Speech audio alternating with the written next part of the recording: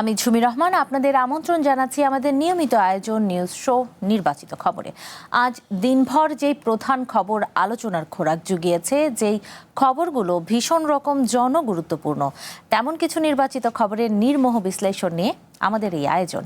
আর আজ আলোচনার জন্য পুরো সময় জুড়ে আমাদের সাথে স্টুডিওতে আছেন দৈনিক আগামীর সময়ের সম্পাদক মোস্তফা মামুন। মোস্তফা মামুন, আপনাকে স্বাগত।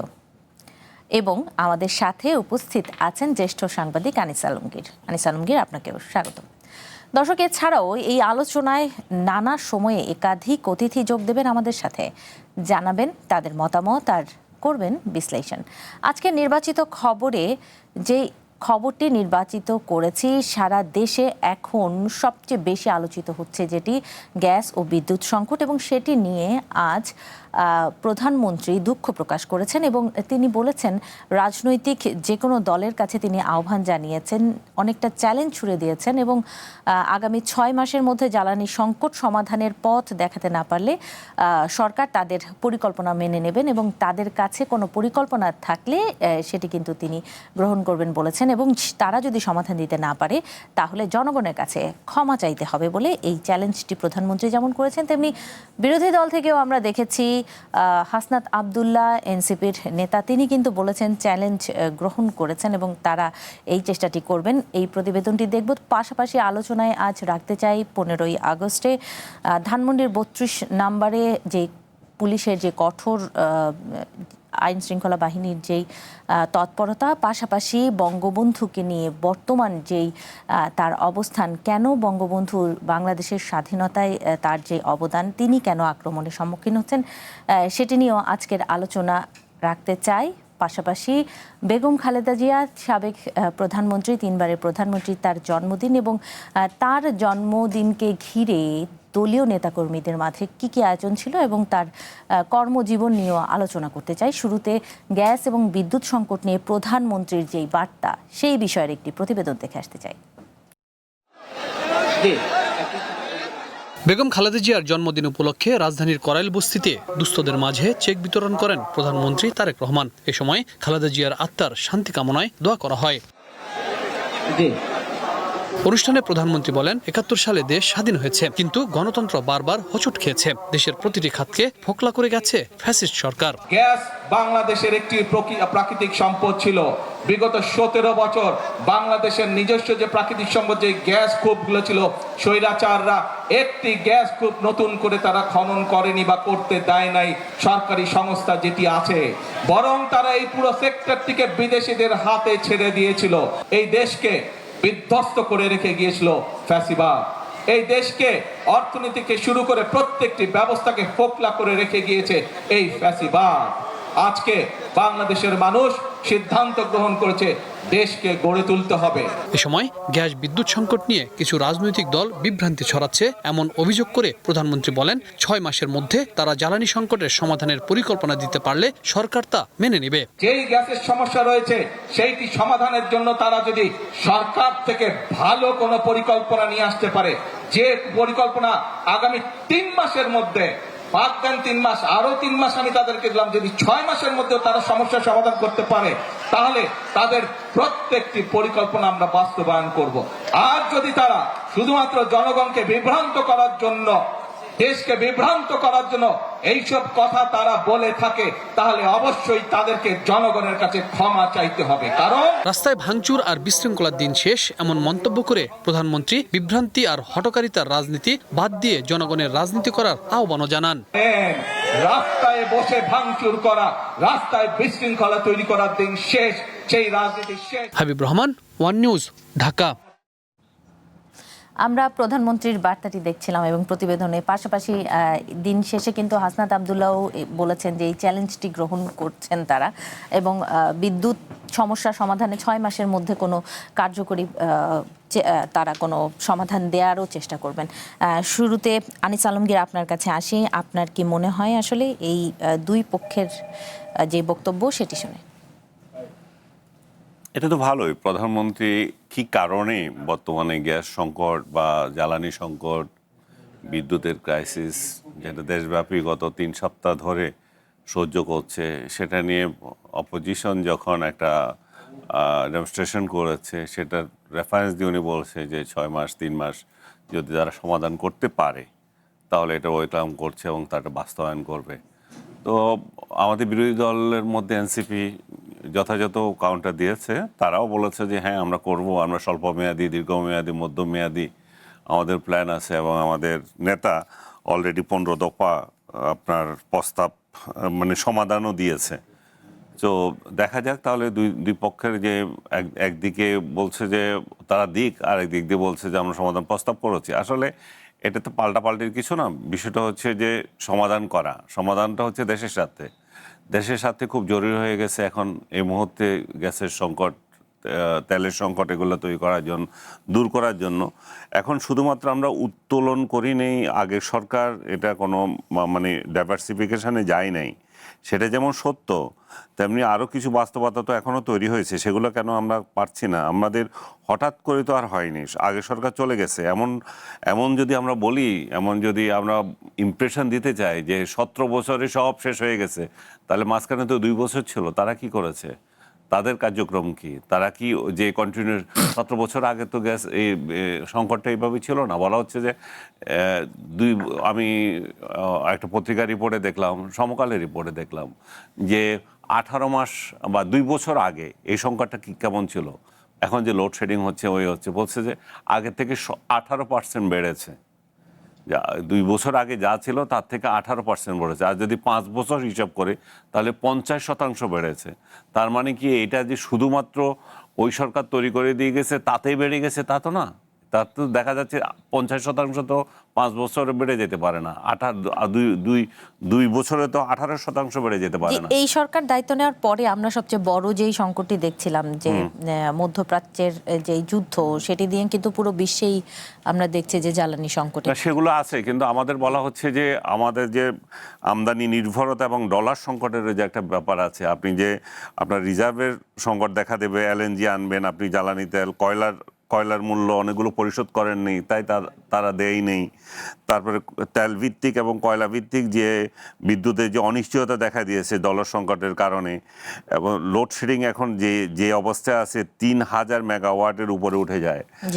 তারপরে আপনার আরেকটা বলা হচ্ছে যে সক্ষমতা বনাম উৎপাদন, আমাদের দেশে বিদ্যুৎ উৎপাদনের জন্য প্রায় 29,000 মেগাওয়াট সক্ষমতার অবকাঠামো থাকলেও জ্বালানি বিশেষ করে গ্যাস, তেল এবং কয়লার সংকটের কারণে বাস্তবে অনেক বিদ্যুৎ কেন্দ্র অলস হয়ে বসে আছে। তার মানে কি আমাদের তো বিদ্যুৎ উৎপাদনের যে ব্যবস্থা নাই তা না, আমরা যে কাঁচামাল দেওয়ার কথা সেগুলো দিতে পারছে না।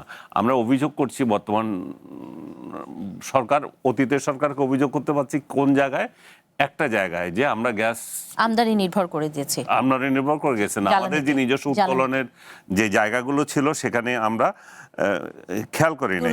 হ্যাঁ, তারপরে ঘাটতি এবং সরবরাহ, আমি অনেকগুলো পয়েন্ট বলতে পারি। আমরা অন্তর্বর্তী সরকারের সময় দেখেছি তারাও বলেছিল যে দেশের অভ্যন্তরে যেই গ্যাসের যেই সম্ভাবনা সেটি এর আগের সরকার, মানে সেই একই সংকট কি টেনে এখন পর্যন্ত আসলো কিনা চললো। তো এখন 2 বছর ধরেও কি ওনারাও কি কোনো স্টেপস নিয়েছেন যে তো আপনার গ্যাস ক্ষেত্র আবিষ্কারের বা নতুন যেখানে ভারত মানে শত আবিষ্কার করছে, সেখানে আমরা বসে রয়েছি, আমাদের কোনো আবিষ্কার নাই, আমাদের গ্যাস উত্তোলনের কোনো খবর নাই। তো আমরা কেন এগুলো করলাম? শিল্প কারখানাগুলো আজকে এমন এক অবস্থা তৈরি হয়েছে যে টেক্সটাইল এবং তৈরি পোশাক খাত বিশাল সাফারার। আমাদের ভারী শিল্পগুলো মানে বন্ধ হয়ে রয়েছে, আর বন্ধ হয়ে থাকা মানে শ্রমিকদের কাজও বন্ধ হওয়া। মালিক তো আর নিজের টাকা খরচ করে শ্রমিক পালবে না, তাই না? আরেকটা হচ্ছে যে সার কারখানা, এই জন্য গ্যাস নির্ভর সার কারখানাগুলো অনেকগুলো ছিল। এখানে দেখ, আমি আজকে পরিসংখ্যান দেখতেছি 38%-এর মতো গ্যাস পাওয়ার দেশের সব উৎপাদন কেন্দ্রে ধস নেমেছে, মানে গ্যাস 38% পাচ্ছে মাত্র। হ্যাঁ, আর বাসা বাড়িতে তো আছে এই পরিস্থিতিতে তো ঘরে ঘরে আমাদের উপলব্ধি হয়ে গেছে এর মধ্যে যে আমরা এই সকালে কয়টায় আসবে আর বিকালে কয়টায় আসবে, এটা নিয়ে সবাই মানে কি বলবো, প্রত্যেক গৃহিণীর একটাই হচ্ছে, বিশেষ করে কর্মজীবী মহিলাদের তো আরও সমস্যা তৈরি হয়েছে। হ্যাঁ, তারপরে আমরা এখানে দেখতেছি কোনো কোনো টার্মিনালে কারিগরি ত্রুটি, দুর্যোগপূর্ণ আবহাওয়া, যেমন কালবৈশাখী ঘূর্ণিঝড় দেখা দিলে জাতীয় গ্রিডে 4 থেকে 500 মিলিয়ন ঘনফুট গ্যাস সরবরাহ বিঘ্ন হয়ে থাকে। আরেকটা জিনিস মতো আপনি খেয়াল করেছেন, সেটা হচ্ছে যে আমাদের মহেশখালীতে দুইটা ইয়ের কথা বলা হয়েছিল, যে একটা নষ্ট হয়ে গেছে এলএনজি, যেখান থেকে মূলত সরবরাহ করা হয়, হ্যাঁ সেটা একটা নষ্ট হয়েছে। আর দেশীয় কূপ খননে যে বিষয়টা বলা হয়েছে যে গত 22 বছরে বাংলাদেশে অনুসন্ধান কূপ খনন হয়েছে গুটি কয়েক, অথচ প্রতিবেশী ভারতে প্রতি বছর শত শত কূপ খনন করা হচ্ছে। তাহলে 22 বছরে শুধু এখানে শুধু যে বর্তমান সরকার আগের সরকার তা না, এর আগেও দেখা যাচ্ছে সেরকম অবস্থা হচ্ছে। দেশীয় কূপ অনুসন্ধানের চেয়ে 51 গুণ বেশি অর্থ খরচ করা হচ্ছে অত্যন্ত ব্যয়বহুল এলএনজি আমদানিতে। এলএনজি নির্ভরতা আমাদের আসলে কার সাথে? বিগত সরকার যদি এটা করে থাকে, শেখ হাসিনা সরকার করে থাকে, তাহলে কোন স্বার্থে তারা এটা করেছে? তারা কেন ডাইভার্সিফিকেশনে যায় নাই? জি, সেইগুলো নিয়ে কিন্তু প্রশ্ন আগেও ছিল যে আসলে শুধু আমদানি নির্ভর জ্বালানি ভবিষ্যতে কোনো দুর্যোগ বয়ে আনতে, শুধু বলছে এলএনজি কি প্রতিফলন? এলএনজি খাতে আমি কিছু পরিসংখ্যান দিচ্ছি আপনাকে। এলএনজি খাতে 2018 থেকে 2026 এই বাংলাদেশের ব্যয় হয়েছে 2.5 মানে 2.5 লক্ষ কোটি টাকার উপরে। হ্যাঁ, শুধু এলএনজিতে খরচ হয়েছে। দ্রুত পুড়ে আসছে। দেশীয় রিজার্ভের করতে বলা হচ্ছে যে বর্তমান হারে তুলতে থাকলে 2031 সালের মধ্যে বাংলাদেশের বর্তমান গ্যাস ক্ষেত্রগুলো উৎপাদন তলানিতে ঠেকবে এবং শেষ হয়ে যাবে। জি, তো এই সব কিছু মিলেই তো এই সমাধান খুঁজতে হবে, এবং সরকারি দল এবং বিরোধী দল দুই পক্ষ যদি বসে বাহাস না করে, আমার মনে হয় যে এটা সমাধান আসা উচিত। জি, ধন্যবাদ। আমাদের সাথে অনলাইনে একজন অতিথি যুক্ত হয়েছেন, জ্বালানি অর্থনীতি বিশেষজ্ঞ সৈয়দ মিজানুর রহমান। আপনাকে স্বাগত জানাচ্ছি, আমাদের সাথে যুক্ত থাকুন। আমাদের আরেকজন যিনি আলোচক রয়েছেন তার সাথে কথা বলে আপনার কাছে আসবো। মোস্তফা মামুন, আপনার কাছে একই প্রশ্ন রাখি, আসলে যেই সময়টি রয়েছে, পাশাপাশি আরেকটু যুক্ত করে, আজকে কিন্তু বাণিজ্য মন্ত্রীও বলেছেন, তিনি একটি সময় দিয়েছেন যে 2 বছর সময় লাগবে। আসলে সবকিছু মিলে কি মনে হচ্ছে যে দীর্ঘদিনের যেই গ্যাস বা জ্বালানি সরবরাহের যেই বাস্তবতা বাংলাদেশের কয়েক বছরের, সেগুলোর সংকট মোকাবেলা 6 মাসের মধ্যে আসলে সম্ভব কিনা, সেই প্রশ্নটি কিন্তু প্রধানমন্ত্রী একটি ইঙ্গিত দিয়েছেন। হ্যাঁ, ধন্যবাদ। এটা জটিল পরিস্থিতি আসলে। সব মানে আপনি যদি চিন্তা করেন, আমার মনে হয় যে গ্যাস এবং গ্যাসের বিষয়ে আমাদের একটা কমপ্লেসেন্সি ছিল, একটা ন্যাশনাল কমপ্লেসেন্সি একসময় তৈরি হয়েছিল। আমরা রপ্তানির কথা ভেবেছি, তারপর হচ্ছে আমরা আমাদের যে সিএনজি কনভার্সন এবং অল দিস অনেক কিছু হয়েছে, একটা বড় অংশ তো সেখানে গেছে। তো আমাদের গত কয়েক বছর ধরে আসলে এই সংকট। ভবিষ্যৎ হোক নিরাপদ, বিনিয়োগ হোক বিশ্বস্ত, আর আমার পছন্দ সল্ট বে। ওয়েলকাম টু সল্ট বে। মানে নতুন করে গ্যাসের তো সংযোগ বাসাবাড়িতে দেওয়া হচ্ছিল না, নতুন শিল্প কারখানায় কিন্তু আসলে সেটা দেওয়া হচ্ছিল না, এরকম সংকট ছিল। কিন্তু সংকটটা হচ্ছে হঠাৎ করে সব কিছু মিলিয়ে একটা এক্সট্রিম অবস্থায় পৌঁছেছে। এমন এক্সট্রিম অবস্থা দেখেন, এবং এক্সট্রিম অবস্থাটা খুব রিলেটেড এই অর্থে যে গ্যাস বিদ্যুৎ। তো আমার কাছে মনে হয়, আমি কিছু কিছু জায়গায় আমার কাছে বেশ অদ্ভুত লাগছে। এর মধ্যে একটা হচ্ছে যে কারখানায় গ্যাসের মানে শিল্পে গ্যাসের সরবরাহ কমিয়ে যে বিদ্যুৎ উৎপাদনের চেষ্টা, মানে যখন এরকম ঘাটতি থাকবে তখন তো ম্যানেজমেন্টটা গুরুত্বপূর্ণ, এবং তাতে আসলে প্রায়োরিটি সেট করতে হবে। এইসব সময়ে সব সময় তাৎক্ষণিকভাবে পপুলার সিদ্ধান্ত আসলে নেওয়া যায় না, এবং গভর্নেন্স খুব কঠিন একটা জিনিস। আমাদের দেশে গভর্নেন্সের ক্ষেত্রে এক ধরনের পপুলিজম, এটা তো চলে, এটা সব দেশেই চলে, কিন্তু আমাদের এইসব ক্ষেত্রে, এই জ্বালানির মতো ক্ষেত্রে অনেক সেন্সিটিভ ইস্যু, অনেক প্রয়োজনীয় ইস্যু, এইসব ক্ষেত্রে বোধহয়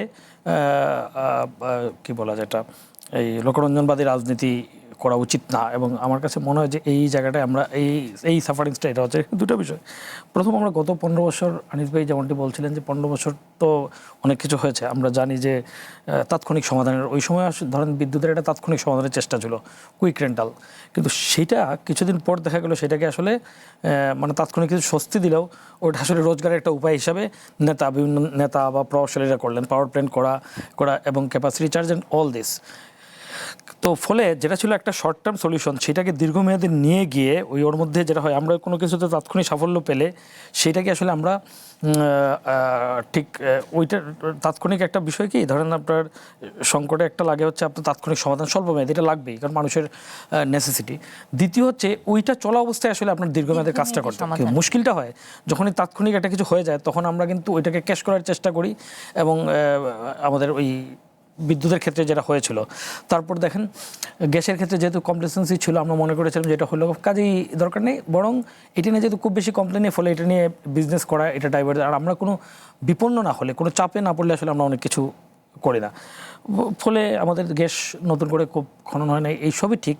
কিন্তু একই সঙ্গে এটাও ঠিক যে শুধুমাত্র আপনি যে কোনো কিছুতেই আপনি পুরনো জিনিসকে দোষ দেবেন। এখানে মজাটা কি জানেন, পুরনোকে আমরা সবসময় দোষ দেই, সেটা যৌক্তিক হোক অযৌক্তিক হোক। এর ফলে পুরনোকে দোষ দেওয়া এটা যৌক্তিক হলেও এই ক্ষেত্রে অনেকগুলো পয়েন্ট আছে, কিন্তু সেটা মানুষের কাছে কিন্তু 8-10টা জিনিসের মধ্যে একটা মনে হয়। আর যখন আপনি বিপদে থাকবেন তখন মানুষ ওইসব কিছু আসলে শুনতে চায় না, বিশেষ করে মানুষ তো সরাসরি তাদের সমাধানটি চায়। অফকোর্স চাইবে, অফকোর্স চাইবে, আমাদের মানুষ তো এটা চাইবেই। এবং এই জন্য আপনার গভর্নেন্সে আপনার এই মানে একটা শর্ট টার্ম সলিউশন, তাৎক্ষণিক একটা সলিউশন থাকতেই হবে, সেটা যেভাবে করেন। আমরা বুঝতে পারছি এখন যে সমস্যা, এটা আসলে একটা লং টার্ম সলিউশন, এবং এটা আসলে 15 বছর 20 বছরের লিগাসি ছিল, ভুল পরিকল্পনা ছিল, বাস্তবায়ন ছিল। কিন্তু সেইটা বাস্তবায়ন না করে ওই 15 বছরের পরের সময়টা আসলে হয়েছে কি, ওই যে 2 বছর ছিল, 15 বছরের পরের 2 বছর, এই 2 বছরে আমার কাছে মনে হচ্ছে দেশ চালানো বা কন্টিনিউশন এই সব কিছু বাদ দিয়ে আসলে আমরা এমন একটা জায়গায় চলে গেছিলাম, আমাদের মনে হচ্ছিল ওই সময়টা গুরুত্বপূর্ণ হচ্ছে দেশের যে সংবিধান, ইতিহাস, সংস্কার, এগুলো তো গুরুত্বপূর্ণ। ফলে অন্য যে সমস্ত বিষয়, আপনার হামের টিকাটি তো আমরা ভুলে গেছি, আমরা গ্যাস যে আমাদের 6 মাস পর 1 বছর পরে সমস্যা হতে পারে, অনেকগুলো জিনিস আসলে গভর্নেন্সের অনেকগুলো জিনিস, দেশ চালানোর অনেকগুলো জিনিস ইগনোর করেছি। এবং আমাদের মনে রাখতে এটা কন্টিনিউশন, আপনার যেমন 15 বছর যেমনই হোক, 15 বছর তারপরে আপনার 2 বছর, ওই 15 বছরকে মেনে নিয়ে আপনার 2 বছর চালাতে হবে। কারণ এই মানুষের নিত্য প্রয়োজনীয় জিনিস কিন্তু আপনি অন্য কোনো কিছুর উপর, সরকারে কে থাকলো, কে জিতলো হারলো, কিছু যায় আসে না। ঠিক এরকম ওই 2 বছরে তাদেরও মনে রাখা উচিত ছিল যে এরপরে যে গভর্নমেন্ট আসবে তারাও কিন্তু মনে হয়েছে যে এই 2 বছর মাঝখানে আসলে পুরা সব কিছু বাইরে ছিল, আগের 15 বছরকে দায় দেওয়া, এবং তারপর যারা আসবে এই গভর্নমেন্টের অনেকগুলো জিনিস কিন্তু প্রবলেম, যেমন 15 বছরকে দোষ দিতে হবে, ঠিক এরকম 2 বছরকে দোষ দিতে হবে, এই 18 মাসকে দোষ দিতে হবে। এই 18 মাসও আসলে সত্যি করতে গভর্নেন্সের যে চেইন রাখা, মানুষের নিত্য প্রয়োজনীয় জিনিস, মানুষের প্রয়োজন চাহিদা, এগুলোকে ইগনোর করা হয়েছে। মনে হয়েছে শুধুমাত্র ইতিহাস টিতিহাস সেগুলো সংবিধান সংস্কার করে দিলেই গ্যাস, তেল, বিদ্যুৎ ওই আপনার ঐকমত্য কমিশনের মাধ্যমে সমাধান হয়ে যায়। ক্রাইসিস ম্যানেজমেন্টের কোনো দক্ষতাই ছিল না, এবং সেই জায়গাটি মাথাও ছিল না, তারা সংস্কার, ফলে ওই প্রবলেমে আসলে আমরা পড়েছি। এখন আমার কাছে মনে হয় গভর্নমেন্টের মানুষ, ওই যে বললাম বেশি দিন এগুলো শুনবে না কিন্তু, এবং না শুনছে মহাসড়ক অবরোধ হচ্ছে, হচ্ছে মানুষের যে থাকে তার উপর এসে পড়ে। এই জন্য খুব দ্রুত আমি যোগাযোগ মন্ত্রী, বাণিজ্য মন্ত্রী এমএটি দেখছিলাম, আসলেই এখনকার সমস্যার সমাধানের জন্য একটা সময় লাগবেই। ঠিক আছে, প্রধানমন্ত্রী যে 6 মাসের চ্যালেঞ্জ দিয়েছেন এমনি দেননি, কারণ আসলে 6 মাস, কিন্তু তারপর আসলে তাৎক্ষণিক কিছু ম্যানেজমেন্ট, এবং এই ক্ষেত্রে কিছু কিছু ক্ষেত্রে মানুষকে সন্তুষ্ট রাখতে হবে। আবার জনপ্রিয় সিদ্ধান্ত, যেমন শিল্পে গ্যাস কলকারখানা, এটা তো এখন আপনি বিদ্যুৎ বাড়িয়ে দিলে হবে, কিন্তু ওইটার আসলে সাফারিংস হবে না, কারণ আমাদের যে কারখানাগুলো গ্যাসের অভাবে বন্ধ, এটা তো শুধু রপ্তানিতে প্রবলেম হবে, বিনিয়োগ হবে, আমরা বিনিয়োগ করে আনতে যাচ্ছি, সব কিছু মিলে একটা সার্কেলের মধ্যে পড়েছে। ফলে পপুলার ডিসিশন না নিয়ে যেটা আসলে একটা হোলিস্টিক অ্যাপ্রোচে আগানো উচিত বলে আমি মনে করি। জি, ধন্যবাদ। আমরা ডক্টর সৈয়দ মিজানুর রহমানের কাছে আসতে চাই। নিশ্চয়ই আপনি আশা করছি আলোচকদের কথা শুনছিলেন, পাশাপাশি আসলে একটু জানবো যে এই যে সরকারের পক্ষ থেকে যে সময়টি বলা হয়েছে, পাশাপাশি সমাধান আসতে কতদিন লাগতে পারে, এবং বর্তমান পরিস্থিতিতে আসলে এর বাইরে কিছু করার আপনি দেখছেন কিনা? ধন্যবাদ। আমি প্রথমেই ধন্যবাদ জানাই দুজন সাংবাদিক আছেন, তাদের যে সহিষ্ণুতা নির্ভর যে কথাবার্তা, যে এটা আসলে পরিকল্পনা দীর্ঘ সময় লাগবে, এই বাস্তবতাটা মাথায় নিতে হবে। আমাদের মধ্যে যে কথাটা এসছেন দুজনের আলোচনা থেকে, যে এই 2 বছরে আমরা সংবিধান পরিবর্তন বা অন্য বিষয়গুলো নিয়ে যত ব্যস্ত ছিলাম, কিন্তু এই যে একটা ডিজাস্টার যে জন্ম হয়েছে অনেক বছর ধরে, বা এখানে যে দলমতের ঊর্ধ্বে উঠে কাজ করার জায়গা, সেটা ভুলে গিয়েছিলাম। আমি প্রথমেই যে জিনিসটা একটু ধরিয়ে দিতে চাই এই আলোচনায়, সেটা হলো লোডশেডিং নামক জিনিসটা দিয়ে সারা জীবন ধরে বাংলাদেশে গরিব মানুষকে ঠকানো হয়েছে, এটা আগে বুঝতে হবে। এখানে ডিমান্ড চার্জ বলে একটা শব্দ আছে, আর একটা হচ্ছে ক্যাপাসিটি চার্জ, যেটা আনিস আলমগীর বলেছেন, যে ক্যাপাসিটি চার্জ মানে আমাদের সক্ষমতা আছে কিন্তু আমরা উৎপাদন করতে পারছি না, কারণ উৎপাদন করার জন্য কিছু কাঁচামাল লাগে, কিন্তু ক্যাপাসিটি চার্জের বিল কিন্তু দিয়েই যাচ্ছি। ঠিক একইভাবে ওটা হচ্ছে যখন আমরা মানে উৎপাদনের ক্ষেত্রে ব্যবহার করি, কিন্তু যখন আমরা দেখি যে আমাদের দেশে ডিমান্ড চার্জ যেটা ধরা হয়, এবং ডিমান্ড চার্জ কিন্তু একই রেটে গুলশান, বনানী, বারিধারা এবং একটা অজ পাড়াগাঁয়ের যিনি বিদ্যুৎ ব্যবহার করেন, একই demand charge. Demand capacity charge যেমন হচ্ছে দেশের উৎপাদনে আপনি কমিটমেন্ট করেছেন, আপনি উৎপাদন করেন বা না করেন ওই চার্জ আপনাকে দিয়ে যেতে হবে, যেটা এখন বাংলাদেশকে বহন করতে হচ্ছে। ঠিক একইভাবে ডিমান্ড চার্জ হচ্ছে আপনি ব্যবহার করেন বা না করেন ওই চার্জ আপনাকে দিতে হবে ভোক্তা হিসেবে, এবং সেই চার্জ দিতে গিয়ে দেখা যাচ্ছে যে সারা জীবন একই ডিমান্ড চার্জ দিয়ে, অর্থাৎ অগ্রিম কমিটমেন্ট করে, টাকা কমিটমেন্ট করে গ্রামের লোকগুলো বঞ্চিত হয়েছে, এবং শহরের বা ক্ষমতাবান লোকরা কিন্তু সারা জীবন লোডশেডিংটা তারা নেয়নি। এই প্রথম লোডশেডিং যখন শহরে এসে হাজির হয়েছে তখন টনক নড়েছে যে বিষয়টা কত পুরনো এবং দীর্ঘসূত্রিতায় কোনো পরিকল্পনাহীন হয়নি। দেখুন, সংবিধান পরিবর্তন নিয়ে যতবার কথা হয়েছে, বাংলাদেশ এনার্জি রেগুলেটরি কমিশন বলে একটা কমিশন আছে, যেই কমিশন কিন্তু সরকারকে বেঁধে দেয়, এবং রেগুলেটরি কমিশন অকার্যকর বলেই এতগুলো বছর ধরে এই যে গরিব মানুষকে ঠকানো হয়েছে এবং বিদ্যুতের যে দীর্ঘ পরিকল্পনা থাকতে হয় সেটা থাকেনি। রেগুলেটরি কমিশন হচ্ছে সমস্ত দুর্নীতিবাজদেরকে ছায়া দিয়ে দিয়ে এই পর্যায়ে এনেছে, যে কারণে বাংলাদেশে ক্যাপাসিটি চার্জের নামের একটা বার্ডেন চাপিয়ে দেওয়া হয়েছে। সেইটা নিয়ে কিন্তু আমাদের কথা বলতে হবে, এবং আমি বলবো যে প্রধানমন্ত্রী যে চ্যালেঞ্জটা দিয়েছেন সেই চ্যালেঞ্জটা যদি সত্যি সফল হতে হয়, আমরা সবাই চাই যে এই চ্যালেঞ্জে উনি জিতুক, কারণ উনি জেতা মানে বাংলাদেশ জিতে যাওয়া, বাংলাদেশের মানুষের মধ্যে একটা স্বস্তি ফিরে আসা। সেই ক্যাপাসিটি চার্জ নিয়ে কি করবেন সেটার জন্য একটা পরিকল্পনা দরকার। আর যেটা বলেছেন কুইক রেন্টাল, আমার আরেক সাংবাদিক বন্ধু বললেন যে সংকটের সময় একটা সমাধান আমরা করি, দেখা যায় যে সংকট কেটে গেলেও ওইটা থেকে আর সরি না, মনে করি ওইটা দিয়েই চলতে থাকবে।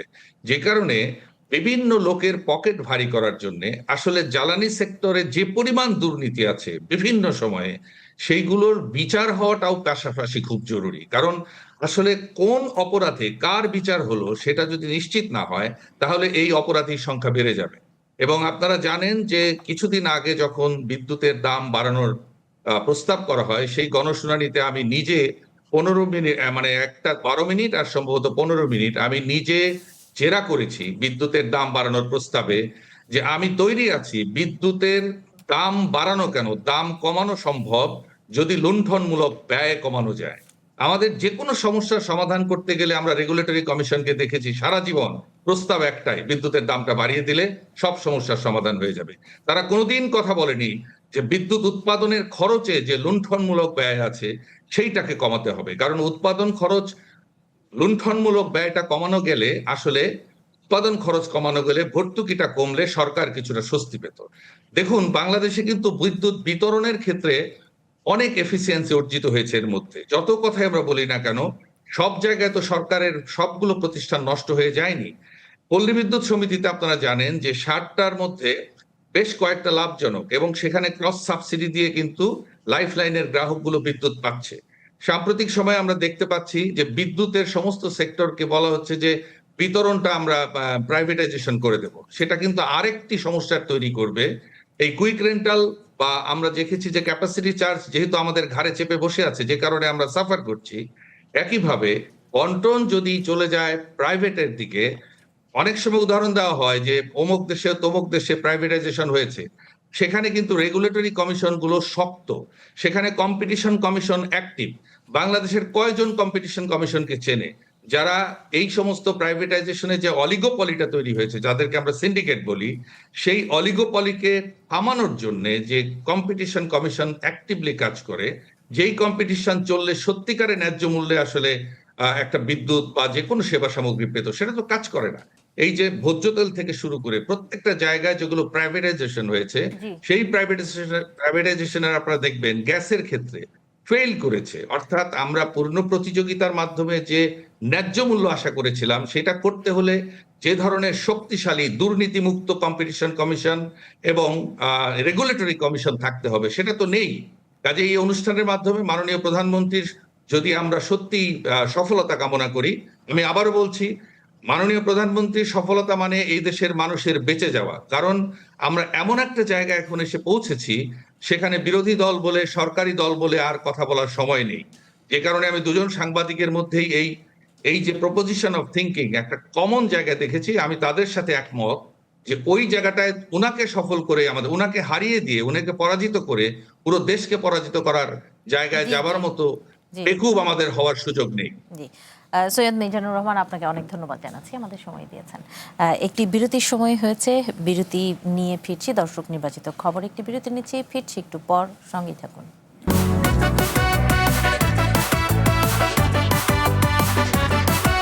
স্বাগত আরও একবার নির্বাচিত খবরে। সারা দেশে নানা আয়োজনে পালিত হয়েছে বিএনপির সাবেক চেয়ারপারসন ও সাবেক প্রধানমন্ত্রী বেগম খালেদা জিয়ার জন্মবার্ষিকী, এবং এই বিষয়টি নিয়ে আজকে আলোচনা করব। আসলে নেতাকর্মীদের মাঝে বেগম খালেদা জিয়ার যেই জীবনাদর্শন এবং তার জীবন সংগ্রাম, সেটি আসলে কতটুকু গুরুত্ব পাচ্ছে।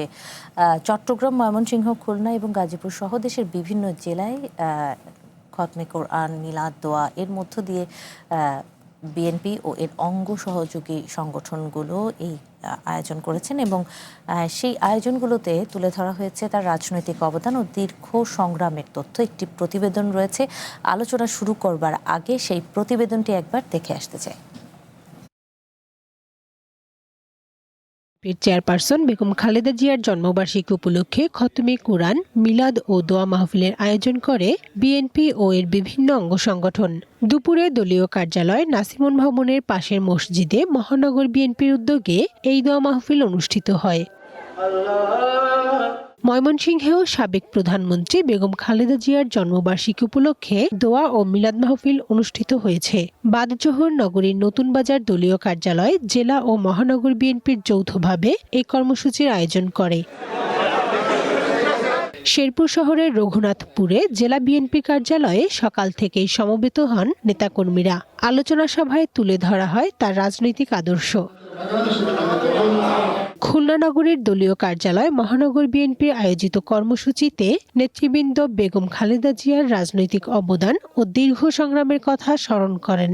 সারা বাংলাদেশের মানুষকে উন্নয়নের যে জোয়ার দেখিয়েছিলেন শহীদ রাষ্ট্রপতি জিয়াউর রহমান, সে উন্নয়নের ধারাকে তিনি অব্যাহত রেখেছিলেন। গাজীপুরে নানা কর্মসূচির মধ্য দিয়ে পালিত হয়েছে বেগম খালেদা জিয়ার জন্মদিন। সকালে রাজবাড়ী রোডের দলীয় কার্যালয় মহানগর বিএনপি ও জেলা যুবদলের উদ্যোগে পৃথক আলোচনা সভা ও মিলাদ মাহফিল অনুষ্ঠিত হয়। পটুয়াখালী জেলা বিএনপির উদ্যোগে দলীয় কার্যালয়ে পবিত্র কোরআন খতম ও বিশেষ দোয়া মোনাজাতের আয়োজন করা হয়। গোপালগঞ্জেও বেগম খালেদা জিয়ার জন্মবার্ষিকী উপলক্ষে আলোচনা সভা ও মিলাদ মাহফিলের আয়োজন করে বিএনপি ও এর সহযোগী সংগঠনগুলো। 1945 সালের 15 আগস্ট জন্মগ্রহণ করেন বেগম খালেদা জিয়া। তিনি বাংলাদেশের প্রথম নারী প্রধানমন্ত্রী হিসেবে 3 বার দায়িত্ব পালন করেন। কানিজ নুসরাত, ওয়ান, ন্যাশনাল ডেস্ক। ভবিষ্যৎ হোক নিরাপদ, বিনিয়োগ হোক বিশ্বস্ত, আর আমার পছন্দ সল্ট বে। ওয়েলকাম টু সল্ট বে। আমরা দেখছিলাম নানানভাবে জন্মবার্ষিকীর উদযাপন। আসলে বেগম খালেদা জিয়ার যে রাজনৈতিক জীবন এবং তার যেই রাজনৈতিক যে আদর্শ, সেই দলের নেতাকর্মীদের মাঝে এটি কি শুধু উদযাপন, নাকি তার রাজনৈতিক আদর্শটি গুরুত্ব পাচ্ছে বেশি? আনিস আলমগীর, শুরুতে আপনার কাছে আসে। না, নিঃসন্দেহে গুরুত্ব পাচ্ছে। এবারে ওনার জন্মদিন পালনটা একটা ভিন্ন আঙ্গিকে আমরা চিন্তা করতে পারি। প্রথমত এই প্রথম অনেকদিন পরে তার দল ক্ষমতায় আসলো, তারা ক্ষমতায় থাকাকালে তারা জন্মদিন পালন করছে, এটা উৎসাহ উদ্দীপনার একটা বড় বিষয় আছে। আর দ্বিতীয়ত হচ্ছে উনি সদ্য প্রয়াত, এবং উনি এতদিন ধরে নেতাকর্মীরা ওনার জন্মদিন পালন করছেন। উনি যখন জীবিত, ওনাকে নিয়ে কেক কেটেছেন, নিয়ে করছেন, এখন আরেক ধরনের আবেগ তৈরি হয়েছে। আর দ্বিতীয়ত এটা হচ্ছে যে দ্বিতীয়ত না, তৃতীয়ত বলবো যে নেতাকর্মীদের মধ্যে ওনার যেই আদর্শ উনি রেখে গেছেন, আপনাদের রিপোর্টে যেভাবে বললো 3 বারের প্রধানমন্ত্রী, উনি বাংলাদেশের প্রথম নারী প্রধানমন্ত্রী, সাউথ এশিয়া বোধহয় 2nd বা 3rd। সো এই যে অবস্থান ওনার, সেই দিক থেকে ওনাকে স্মরণ করে তার নেতাকর্মীরা এমন একটা পরিবেশে করছে যেখানে বাধাও নেই। অনেক সময় যেটা আমরা দেখেছি যে শেখ হাসিনার আমলে অনেকটা ক্ল্যাশ হতো, যে বঙ্গবন্ধুর শোকসভা নিয়ে আর ওনার জন্মদিন নিয়ে। এবারে তো সেরকম কোনো আয়োজন নয়, বঙ্গবন্ধুর আয়োজন তো একেবারে স্তব্ধ করে দেওয়া হয়েছে। এখানে তো আর কোনো নেই, কোনো প্রতিপক্ষ বলে কিছু নাই, এখন নিজেরা জন্মদিন পালন করছে। তো সব কিছু মিলে আমার কাছে এটা ভালো মনে হয়েছে। অন্তত কোনো হাঙ্গামা নাই, কিছু নেই। প্রধানমন্ত্রী আমি দেখলাম যে ওনার নির্বাচনী এলাকায় কতগুলো গরিবদের মধ্যে চেক বিতরণ করেছেন, করেছেন। ভালো লাগে এগুলা। যে আমি প্রায় সময় দেখি যে এইসব অনুষ্ঠানগুলোতে খাওয়া দাওয়া হয়, গরিবেরা কিছু খাওয়া দাওয়া পায়। এবং বঙ্গবন্ধুর ইয়েতেও দেখতাম যে আমরা খিচুড়ি খাওয়াচ্ছে, এটা একটা মানে শোকের মধ্যে একটা ফেস্টিভ ইয়ে আছে। এবং এবার এগুলোর মধ্য দিয়ে মানুষের রাজনৈতিক চাঞ্চল্য যেমন হয়, তেমন মানুষের মধ্যেও ওনারা তো জাতীয় নেতা হিসাবে মানুষের মধ্যে ওনাদের যে এক ধরনের ছাপ রেখে গেছেন, ওনাদের আদর্শ, ওনাদের কর্ম, ভালোবাসা, এগুলো মানে আসে শুধুমাত্র যে এক জন্মদিন পালন তা না, রাজনৈতিকভাবেও এগুলো একটা প্রাণ চাঞ্চল্য। জি, মানে আমি এই প্রশ্নটি আরেকবার করতে চাই যে বিএনপির যে অঙ্গ সংগঠন এবং বিএনপির মূল যে দলের যে নেতাকর্মী বা বর্তমান প্রজন্ম, তারা আসলে বেগম খালেদা জিয়ার যে দীর্ঘ কর্মজীবন, এবং আমরা জানি যে যেই এর আগের শাসনামল, যদি শেখ হাসিনার শাসনামলের কথা বলছি, তিনি একটি দীর্ঘ সংগ্রাম এবং আপোষহীনভাবে তিনি অনেকটা যুদ্ধ করেই কিন্তু তিনি টিকেছিলেন। সেই যে আদর্শ এবং রাজনৈতিক মতাদর্শগুলো কি বর্তমান যেই তরুণ প্রজন্ম বিএনপি তারা কি অনুধাবন করতে পারছে কিনা, তাদের কর্মকাণ্ড দেখে কি? আমার মনে পারে, এটা একেবারে বলা ঠিক না যে পারে না, কারণ তারা খালেদা জিয়াকে শুধু ক্ষমতায় দেখে নাই, স্ট্রাগলে দেখেছে। যে নেতা কর্মীরা এখন আজকে ক্ষমতা ভোগ করছে, তারা তো খালেদা জিয়াকে স্ট্রাগল করতে দেখেছেন, ওনাকে জেল খাটতে দেখেছেন।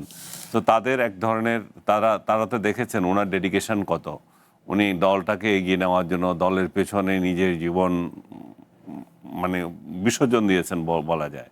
তো সেই জায়গায় নেতাকর্মীরা যে তার আদর্শ দেখে নাই তা না, দেখেছে। যদি ক্ষমতায় যখন উনি ক্ষমতায় থাকতেন, এই নেতাকর্মীরা লুটপাটে থাকতো, চাঁদাবাজিতে থাকতো, তখন হয়তো এত মানে এটা উপলব্ধি করতেন না, কিন্তু এখন উপলব্ধি করেন, কারণ ওই খালেদা জিয়া যে সংগ্রাম করছেন সেই সময় তারাও সংগ্রাম করছে, তারাও মাঠে আছে, তারাও জেলে গেছে, সংগ্রামে ছিল।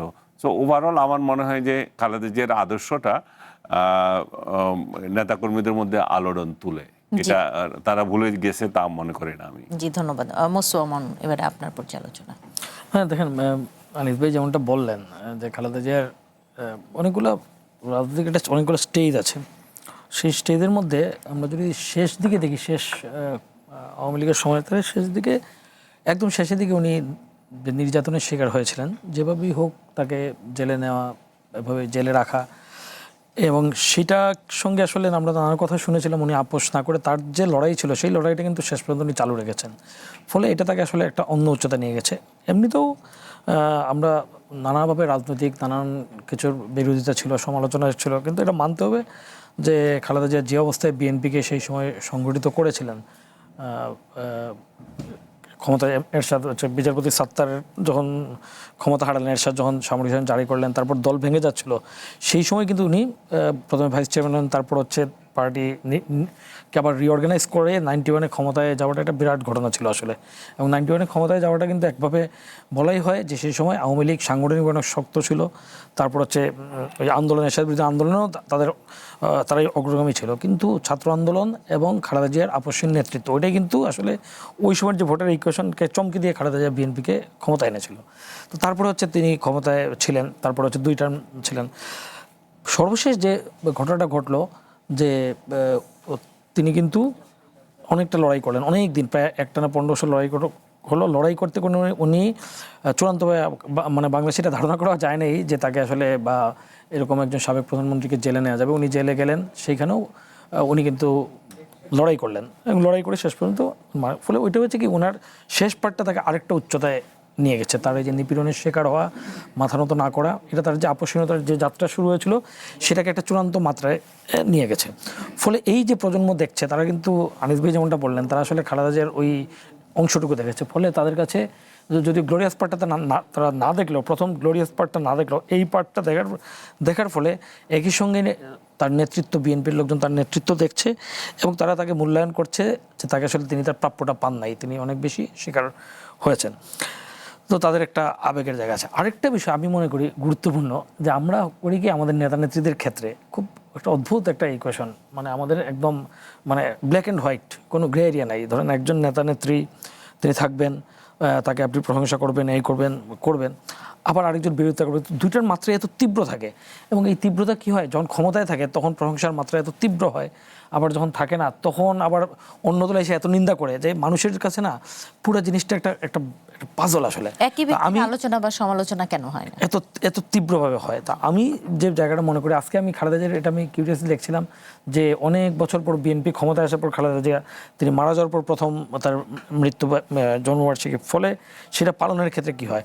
তো আমার কাছে যেটা খুব ভালো লেগেছে এই পুরো জিনিসটার মধ্যে, সেটা হচ্ছে প্রধানমন্ত্রীর যে অনুষ্ঠান, এটা আসলে মানে খালেদা জিয়ার জন্মদিন পালন অনুষ্ঠান ছিল, কিন্তু ওই জায়গায় কিন্তু উনি ওনার বক্তৃতায় বাড়াবাড়ি করেন, উনি প্রকাশ করেছেন কিন্তু অন্যান্য সব বিষয় নিয়ে কথা বলেছেন।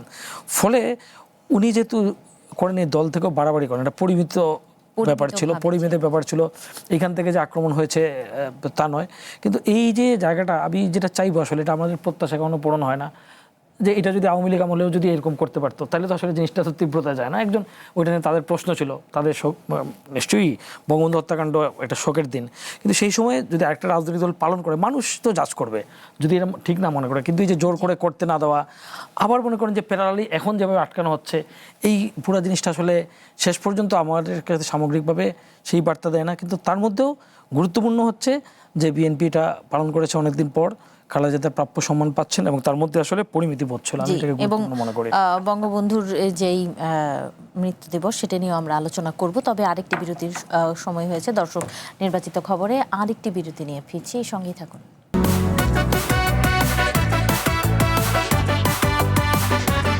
স্বাগত আরও একবার নির্বাচিত খবরে। এবারে আলোচনা করতে চাই ৭৫-এর ১৫ই আগস্ট সপরিবারে বঙ্গবন্ধুর নিহত হওয়া এবং ২৪ পরবর্তী সময়ে বঙ্গবন্ধুকে যেভাবে স্মরণ করা হয়, কেন বঙ্গবন্ধু বারবার আক্রমণের শিকার হচ্ছেন। এই ক্ষেত্রে বিশ্লেষকরা বলছেন, ছাত্র জনতার অভ্যুত্থানে শুধু আওয়ামী লীগের পতন হয়নি, বরং আক্রমণের শিকার হয়েছেন শেখ মুজিবুর, যার দায় তারা দিচ্ছেন এককভাবে শেখ হাসিনাকে। এই বিষয়ের একটি প্রতিবেদন রয়েছে আমাদের হাতে, সেটি একটু দেখে আসতে চাই আলোচনা শুরুর আগে। সময় কি সবকিছু বদলে দেয়, নাকি ঘটনা পরম্পরা কিংবা পারিপার্শ্বিকতা সময়কেই বদলে দেয়, সাথে রেখে যায় বহু প্রশ্ন। বঙ্গবন্ধু শেখ মুজিবুর রহমানের ক্ষতবিক্ষত ভাস্কর্যের নির্বাক চাহনিতে তেমনই অনেক প্রশ্ন। কেনই করুণ পরিণতি? এখনও নিয়ম করে ১৫ই আগস্ট আসে, ৭৫-এর যে দিনে সপরিবারে নিহত হন বঙ্গবন্ধু শেখ মুজিবুর রহমান। আওয়ামী লীগ ক্ষমতায় থাকতে দিনটিকে রাষ্ট্রীয়ভাবে জাতীয় শোক দিবস হিসেবে পালন করা হতো। উড়ত কালো পতাকা, মনে মনে বাজত মাইক, শেখ মুজিবের সেই ভাষণ।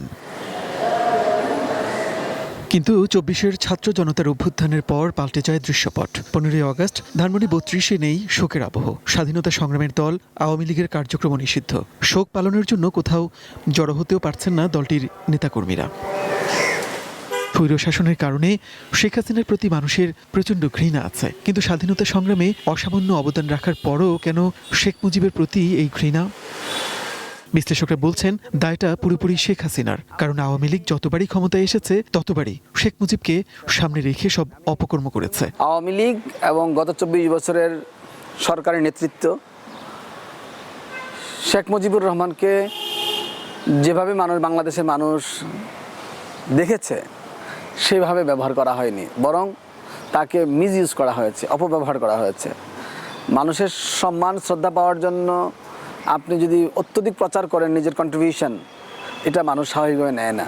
তাকে অতি মানব করে উপস্থাপন করার যে রাজনৈতিক প্রচেষ্টা, এবং সেই প্রচেষ্টায় অর্থায়ন, সেই প্রচেষ্টায় বিভিন্ন ধরনের প্রক্রিয়াকে সম্পৃক্ত করা, বঙ্গবন্ধু কর্নার নামে বিভিন্ন প্রতিষ্ঠানে একটা বঙ্গবন্ধুর একটা কর্নার বা ছোট একটা রুম করা, অর্থাৎ একটা ছোট জায়গার মধ্যে তাকে সীমিত করে ফেলা। এই বিশ্লেষকরা বলছেন, সব রাজনৈতিক দলের জন্য এটা একটা বড় শিক্ষা। ইতিহাস কিংবা ইতিহাসের অর্জনকে কখনো দলীয় গণ্ডিতে আটকে ফেলা ঠিক নয়। দিন শেষে এমন চেষ্টা ভয়াবহ পরিণাম ডেকে আনে। বঙ্গবন্ধু শেখ মুজিবুর রহমান আর আওয়ামী লীগই তার উদাহরণ। আমাদের মুক্তিযুদ্ধের মধ্য দিয়ে যারা বিভিন্ন পর্যায়ে নেতৃত্ব দিয়েছেন, যারা ত্যাগ স্বীকার করেছেন স্বাধীনতার আগে কিংবা পরে, তারা কেউই ভুল ত্রুটির ঊর্ধ্বে নয়, কিন্তু তাদের ওই অবদানটুকুকে আমরা সম্মান জানাতে চাই, শ্রদ্ধা জানাতে চাই। যে কোনো আইকনিক ফিগারকেই রিয়েলিটি দিয়ে চেক করতে হবে, বাস্তবতার নিরিখে সে আসলে কোন জায়গায় আছে। যদি সে যে জায়গায় আছে মানুষের কাছে যদি আপনি সেভাবে উপস্থাপন করেন বা তার চেয়ে কম করে করেন, তাহলে মানুষ তাকে বেশিভাবে নেবে। এই অভিযোগও বেশ পুরনো যে শেখ মুজিবকে আওয়ামী লীগ আদর্শ হিসেবে গ্রহণ না করে তাকে পণ্য হিসেবে বিক্রি করেছে। আওয়ামী লীগ তথা শেখ হাসিনার এসব কর্মকাণ্ডের কারণেই প্রশ্নের মুখে পড়েছে শেখ মুজিবের অবদান। মনির মিল্লাত, ওয়ান নিউজ, ঢাকা। ভবিষ্যৎ হোক নিরাপদ, বিনিয়োগ হোক বিশ্বস্ত, আর আমার পছন্দ সল্ট বে। ওয়েলকাম টু সল্ট বে। এই বিষয়টি নিয়ে আলোচনা করব। মোস্তফা মামুন, আপনার কাছে আসি। আসলে আজকে ৩২-এর সামনে আমরা দেখেছি নিরাপত্তা জোরদার করে রাখা হয়েছে। অনেক মানুষকে দেখেছি যারা সেখানে এসেছেন এবং জড়ো হয়েছেন। আসলে বঙ্গবন্ধুর কর্মজীবন, স্বাধীনতা যুদ্ধে তার যেই অবদান, সেটিকে পাশে রেখে দীর্ঘ সময় এই আলোচনাগুলোই মানুষ শুনেছে। কিন্তু এখন বঙ্গবন্ধুর প্রতি আক্রমণ কেন, সেটা নিয়ে একটু আলোচনা করতে চাই। আপনার কি মনে হয়? প্রথম হচ্ছে আপনার এখানে যে ইয়েটা দেখানো হলো, তার সঙ্গে মানে দ্বিমত করার সুযোগ নেই আসলে। কারণ দ্বিমত করার সুযোগ নেই এই অর্থে যে আমরা ধরেন আমরা যারা সংবাদমাধ্যম বা আমরা যারা রেশনাল মানুষ, তাদের কাছেও তো জিনিসটা বাড়াবাড়ি হতো। যেমন আমরা যখন পত্রিকা করতাম, আমরা জানতাম যে পত্রিকা ওই দিন এরকম করতে হবে, এটা করার পরও আরও খোরাক কম হলো কিনা এটা ভাবতে হতো। কেন এটার সঙ্গে পুরো অনেক বড় জিনিস জড়িত। কারণ দেখতেন যে ওই দিনের কেন্দ্র করে কিন্তু অনেক বিজ্ঞাপন আসতো এবং সেই বিজ্ঞাপনগুলো ছাপতে হতো, এ অভিনন্দন জানাচ্ছে, ও অভিনন্দন জানাচ্ছে। আমি আজকে ভাবছিলাম এই লোকগুলো কোথায়, এই অভিনন্দন জানার লোকগুলো? হ্যাঁ, তারা আছে, তারা কিন্তু বদলে ফেলেছে, তারা আবার অন্য দিবসে বিজ্ঞাপন দিবে। তো এইরকম একটা বাস্তবতায় আছি, আমাদের সংবাদ মাধ্যমেরও বাড়াবাড়ি আছে আসলে সবার পুরো জিনিসটার মধ্যে। এবং এই সব কিছুর আসলে করুণ শিকার হন বড় নেতারা। তারা তো পৃথিবীতে নেই, তারা তো জানেন না এটা, তাদেরকে নানাভাবে ব্যবহার করা হয়। তো বঙ্গবন্ধুর ক্ষেত্রে আমি যেটা মনে করি যে আওয়ামী লীগ বাড়াবাড়ি করেছে, বা এটা আগেও বলা হচ্ছে 91 থেকে 96 2001, তখনও বলা হচ্ছে 21 বছর পর বাড়াবাড়ি করেছে। কিন্তু ঘটনা হচ্ছে আওয়ামী লীগ যখন ক্ষমতায় থাকে না, তখন যদি তার প্রতি শ্রদ্ধা বা জাতীয় নেতার প্রতি আমরা অন্যদের শ্রদ্ধা দেখাতাম, কারণ আবার দেখা যায় কি তখন যে রিয়াকশন দেখানো হয়, তখন মনে হয় যে উনি তো আওয়ামী লীগের সম্পত্তি, দোষ দেওয়া হয় যে আওয়ামী লীগ করেছে, এটা ঠিক, আওয়ামী লীগ থেকে ব্যবহার করেছে ইত্যাদি। কিন্তু অন্য ক্ষেত্রে তো জাতীয়ভাবে তার অবদানটুকুকে যদি আমরা মেনে নেই, সমালোচনা থাকবে, তার গভর্নেন্স নিয়ে প্রবলেম আছে, সেই সময়ে জাসদ ইত্যাদি নিয়ে অনেক বিতর্ক আছে, জাসদের কর্মীদের উপর তার তীব্রতা, তার সরকারের তীব্রতা নিয়ে প্রশ্ন আছে, অনেক সেগুলো নিয়ে আলোচনা হয়। ইন্ডিয়াতে মহাত্মা গান্ধী নিয়ে আলোচনা হয় না? তবে এর আগে আওয়ামী লীগ যখন ক্ষমতায় ছিল না, তখন কি এইরকম এখনকার যেই বাস্তবতা, আমি যদি বলি 15ই আগস্ট, তখন এরকম ছিল না। তখনও 15ই আগস্ট পুরোপুরি আওয়ামী লীগ পালন করতে পারতো, 32 নম্বরে পালন হতো। কিন্তু এইবারের বাস্তবতা, গণঅভ্যুত্থানের মধ্যে ক্ষমতাচ্যুত হওয়া, তারপর হচ্ছে যে 15 বছরের এই প্রজন্ম শেখ হাসিনা সরকারকে যেভাবে দেখেছে, প্রজন্মের মুখোমুখি দাঁড়িয়ে গিয়েছিলেন, ফলে সেটার তীব্রতা আসলে গিয়ে ওইখানে টাচ করছে, এ অস্বীকারের উপায় নেই। যেমন 15ই আগস্ট যখন এই 5 আগস্ট ভাঙা হলো, তখন কিন্তু আমার মনে হচ্ছে একদমই এক্সট্রিমলি মানুষের রিয়াকশন। কিন্তু একই সঙ্গে শুধু এটাতে আমরা আটকে থাকলে আসলে জিনিসটা আমার মনে হয় সেটাও ঠিক হবে না। কী কারণে? আমরা এর মধ্যে কিন্তু অন্য অনেক এলিমেন্ট আছে যারা একই সঙ্গে, কারণ দেখেন অনেক ওই সময় স্লোগানে তো বঙ্গবন্ধু বা তার ওইটা নিয়ে তো প্রশ্ন ছিল না, প্রশ্ন ছিল শেখ হাসিনার সরকার এবং তার জায়গা। তো ফলে ওইখানে আসলে টেনে আনা তাৎক্ষণিকতা ঠিক আছে, হয়তো 2 দিন 4 দিন ঠিক আছে, কিন্তু তারপরে যখন আমরা দেখতে পাই ওইটাকে ইস্যু করে 32 নম্বর বারবার আক্রমণ করা, আমার কাছে এটা মনে হয় না যে শুধুমাত্র ওইটাকে একমাত্র কারণ, ওটা একটা কারণ।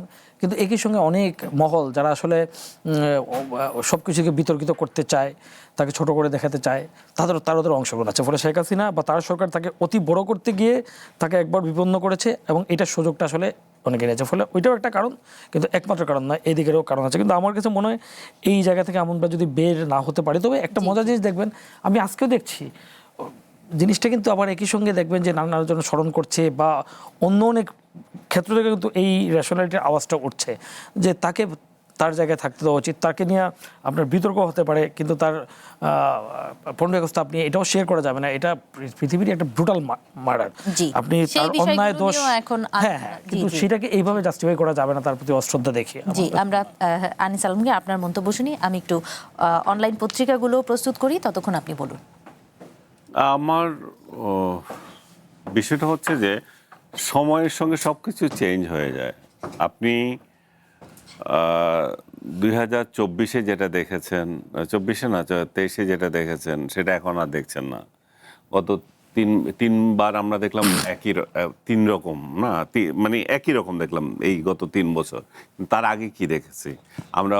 মামুন বলল যে আমরা ডিসপ্লে এমন করেছি যে ব্যানারের উপরও চলে যায়, যাতে এরকম করে আমরা বঙ্গবন্ধুর প্রতি শ্রদ্ধা জানিয়েছি। তো সেই জায়গায় আপনি আজকে যদি আবার দেখেন, তার মানে সেটা আপনি সেকেন্ড পেজে দিচ্ছেন বা ব্যাক পেজে দিচ্ছেন, বা অনেক পত্রিকা নিউজ ফার্স্ট পেজে আনতেছেও না। আমি মামুনের পত্রিকায় দেখলাম যে 2 কলাম দিয়েছো না? 3 কলাম ওরা দিয়েছে, প্রথম আলো দিয়েছে, আর অনেক পত্রিকায় দেখবেন আপনি সিঙ্গেল কলাম দিয়েছে। তার মানে কি, আমরা যখন ক্ষমতায় থাকে তখন শাসকদের মনোরঞ্জনের জন্য আমরাই এগুলা করি। শাসক আপনাকে যে বাধ্য করছে সব সময় এটা করো এতটুকু তা না, আপনি নিজে তেলাঞ্জলি দিয়ে মরে যান। এই যে 2 জন বিশ্ববিদ্যালয়ের শিক্ষক এখন আপনার এখানে কথা বললেন, আমি শ্রদ্ধা রেখে বলছি, আজকে যদি আওয়ামী লীগ ক্ষমতায় থাকতো আর 2টা এসে এমন তেলাঞ্জলি দিত যে বঙ্গবন্ধু কি ছিল সেটাতে আপনি মুগ্ধ হয়ে যেতেন। এখন যেহেতু ক্ষমতা পরিবর্তন হয়ে গেছে, ওনারা দোষ খুঁজে পেয়েছেন। কি দোষ খুঁজে পেয়েছেন? এই যে শেখ হাসিনা এমন কিছু করেছে যেটা শেখ হাসিনার কারণে এগুলো হয়েছে। আমি ব্যক্তিগতভাবে দেখি যে শেখ হাসিনার এই যে পালনটা, মানে শতবর্ষ পালনটা, এটাকে দীর্ঘায়িত করাটা এক ধরনের অতিরিক্ত হয়েছে বঙ্গবন্ধুর প্রতি। কিন্তু তার আগে তেলাঞ্জলি যথাযথ হয়েছে। যেগুলো থাকতো, আওয়ামী লীগ ক্ষমতা থাকলে আওয়ামী লীগের তেলাঞ্জলি, যার বিএনপি ক্ষমতা থাকলে বিএনপির তেলাঞ্জলি, ওগুলা কালচারই ছিল। কিন্তু আপনি আবার এটা চিন্তা করেন, 75-এর পরে বঙ্গবন্ধুকে যখন আপনি মিডিয়া থেকে টোটাল আউট করে দিয়েছেন, তখন কেমন ছিল? তখন তো আপনি তার প্রতি আকর্ষণ বাড়িয়ে দিয়েছেন। এবং 96 সালে যখন আমরা মিডিয়াতে কাজ করছি, আমরা দেখলাম যে বঙ্গবন্ধুর ভাষণ বাজানো হচ্ছে, তখন হাজার হাজার লোক সেটা দেখার জন্য জমায়েত হচ্ছে যে টেলিভিশনের সামনে, কারণ তারা এগুলো দেখে নাই এত বছর ধরে, 20 বছর ধরে। এখনো গত 2 বছর ধরে বঙ্গবন্ধুর উপরে যা করা হচ্ছে, যত অপমান করা হচ্ছে, যতভাবে ওনাকে নিগৃহীত করা হচ্ছে শেখ হাসিনার দোহাই দিয়ে, এবং ওনার মূর্তি ভাঙা হচ্ছে, ওনার মূর্তিতে প্রস্রাব করা হচ্ছে, ঠিক একই কায়দায় বঙ্গবন্ধুকে আবার জনপ্রিয়তার শীর্ষে তুলে নিচ্ছে। এটার কারণ কি শেখ হাসিনার দোহাই দিয়ে, নাকি আসলেই এর আগে আওয়ামী লীগের কর্মকাণ্ডগুলো বঙ্গবন্ধু সকলের করে তোলে? না, আমি সবটা মনে করি না। আমি মনে করি যে এটা দোহাই দিয়ে করা হচ্ছে। কারণ যারা এটা করছে, এটা 90% আপনি দেখবেন স্বাধীনতা বিরোধী। এদের মেইন টার্গেট হচ্ছে বঙ্গবন্ধু এবং 71 সাল। সো 71 এবং বঙ্গবন্ধু এই দুটাকে যদি ডিফেম করতে পারে, তারা তখন উপরে উঠে। তারা যদি শেখ হাসিনা করতো, শুধু শেখ হাসিনাতে থাকতো, শেখ হাসিনাতে নাই, তারা বঙ্গবন্ধুকে তো সম্মান করে না। আচ্ছা ঠিক আছে, বঙ্গবন্ধুকে আপনি কোন জায়গায় দিয়েছেন? শেখ হাসিনা এই জায়গায় দিয়েছে, আপনি কোন জায়গায় দিয়েছেন? আপনার কোন জায়গায় আছে বঙ্গবন্ধু? আপনার কোন জায়গায় ছিল? আর বঙ্গবন্ধু যদি এতই নিগৃহীত একটা লোক হয়ে থাকে, এতই খারাপ একটা লোক হয়ে থাকে, তো তার বাড়িটা ভাঙছেন, ভেঙে ফেলেছেন, তার বাড়ির আশেপাশে কিছু রাখেন নাই, তার বাড়িতে লোক যেতে দেন না কেন? আপনি তার বাড়িতে যে নিরস্ত্র একটা লোক একটা ফুল দিতে যাচ্ছে, সেটা আপনি প্রতিবন্ধকতা তৈরি করেন কেন? সেখানে আপনি মব চালু করেছেন গত 3টা বছর ধরে। আমরা ইউনুসের পরিচয়ের ক্ষেত্রে একটি কার্যক্রম নিষিদ্ধ, আমরা ইউনুসের 2 বছর দেখেছি, কিন্তু এই বছরও কেন সেটা থাকবে সেটা নিয়ে একটা কোশ্চেন। কারণ হচ্ছে আপনি আওয়ামী লীগকে নিষিদ্ধ করেছেন, বঙ্গবন্ধু দিবস পালন কি নিষিদ্ধ করেছেন? তাহলে ডিক্লেয়ার করেন যে বঙ্গবন্ধু নামে কোনো ব্যক্তির জন্মদিন পালন করা যাবে না, তার নিয়ে কোনো কথা বলা যাবে না। আজকে 2টা রাজনৈতিক দল একটা সভা করছিল, যার সাথে একটা অংশকে তার অফিস করে ফেলছে, সিজ করে ফেলছে 4টা থেকে। আর একটা অংশ আলোচনা করেছে হাফলি, তারা অন্য বিষয় নিয়ে কথা বলছিল, বঙ্গবন্ধু একটা ছবি দিয়েছিল। তার মানে আমরা দেখছি যে আমরা শেখ হাসিনা যা করেছে তার থেকে তো আমরা 100 গুণ করছি।